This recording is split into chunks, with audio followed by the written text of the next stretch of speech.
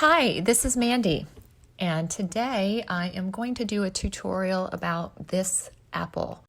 We're going to do some shading, and I'm going to talk a little bit about where the light is hitting and where to put the shadow.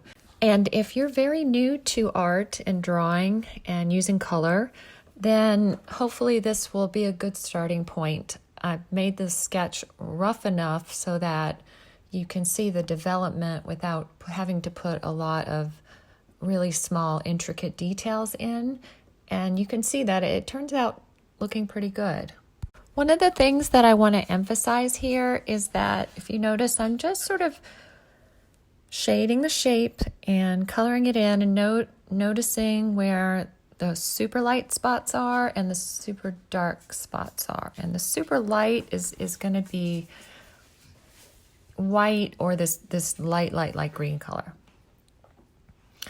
The other thing that is really important about this sketch is that I've been doing this for a really long time, and you may not know if you're a new artist that it takes time to flesh out a drawing and make it look good. And there is a fairly long period of time in the interim where your stuff just doesn't look really good.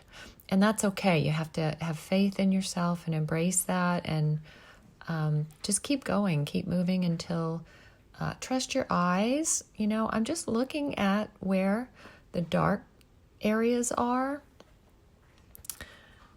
what my eyes see, and trying to place the dark areas where my eyes see darkness.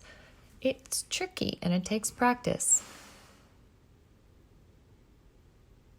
But like everything, practice is what, makes you better at anything. So I am crosshatching, which is really difficult for me to do because I tend to be a little bit of a perfectionist when I'm making art. And so especially something realistic.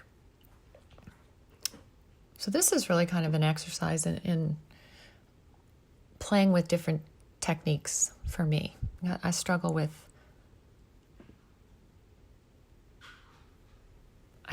with making rough work, and I really love the look of it. And so you see here, I have to erase a section because I noticed that I filled it in and it needs to be light. I filled it with the dark. And I can see that there's actually a kind of a burst of light in front of that apple stem. I've got different colors. I've got some brown in there. And that gives it some depth and some texture. And then if you look closely, you can see there's actually two shadows at work here. So I'm drawing out those two shadows, and that really helps give this apple a two-dimensional look. And you'll notice it's starting to take shape. It's starting to look like an actual fruit of some kind. It could be a pear, but we know it's an apple because there's an apple sitting in front of the drawing. So it's at least identifiable as a green fruit. And as I continue to work, continue to shade, just noticing where I think the light is.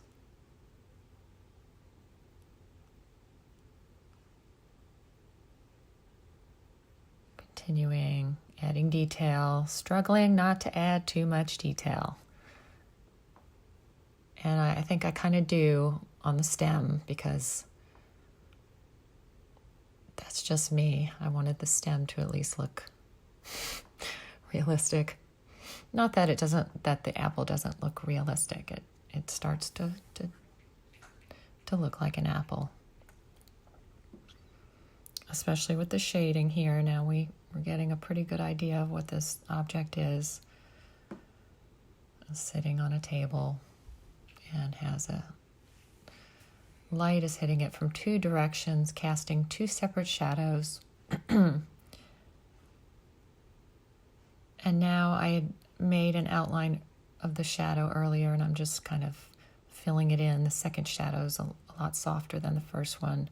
I could do a lot more work on these two shadows here, but that's okay. I really just wanted to focus on kind of a different shading technique rather than just a smooth, flowy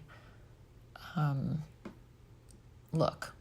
And this is my white pen coming in to add a couple highlights instead of erasing. So try it.